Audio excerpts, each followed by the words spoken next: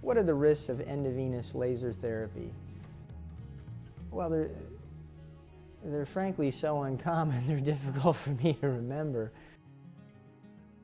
I've never had any serious issue after endovenous laser therapy. What are the possibilities? Well, anytime you break the skin on anybody, even if it's a little needle hole, theoretically there's always a risk of bleeding or infection. That happening or being the least bit significant is extraordinarily rare.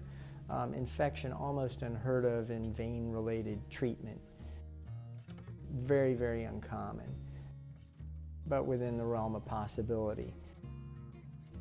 When you're putting a laser inside a vein that's close to the skin, there's been reports of possibly burning the skin with the laser. Now, I've never had that happen. You know, there are things we can do to prevent that from happening, but these are some of the reported things. A laser that's too close to the skin could potentially burn the skin and leave a scar. Should be quite unusual. What are other things that can happen? There can be some mild discomfort after endovenous laser therapy. Some of the latest generation lasers cause less pain. Of course, at VEIN911, where we hold ourselves out to be, state-of-the-art, world-class vein care, we're using the latest generation lasers, and post-procedure pain is extraordinarily rare. It can't be controlled with ibuprofen or a non-steroidal agent. That's what I give people in general. Little ibuprofen, 5 days, holds just about everybody. No significant pain.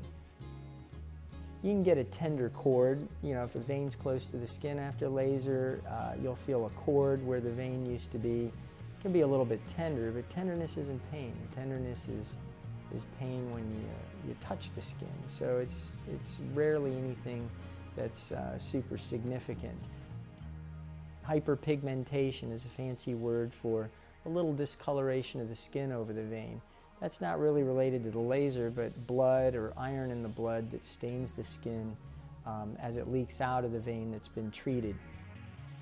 So it can leave a very faint brown streak where the vein was lasered, but it goes away. The body will absorb and eat up that iron over a matter of months, and it will go away.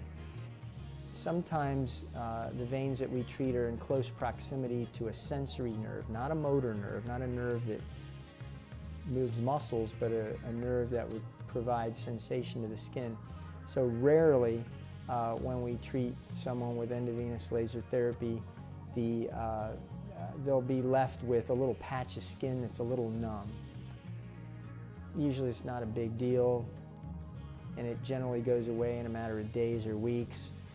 Rarely is that permanent, and even if it was, it's really of no clinical consequence. Just left with a little bit of numbness. Anyone who's had a big surgery, where they're cutting across nerves, often they'll be left with a little insensate area. That's about the worst I've seen. If you want to call it worse, is we'll have an occasional patient that'll have a little numbness of the skin, but it always resolves. What are other things that are reported? Well, deep venous thrombosis. Now, we're treating superficial veins, which are under the skin, which is a separate system from the deep vein system, which goes through the middle of the leg. But sometimes blood clot might form in those deep veins, cause some leg swelling. Clot could theoretically or potentially break off, go to the lungs, cause a pulmonary embolism. That's very rare stuff.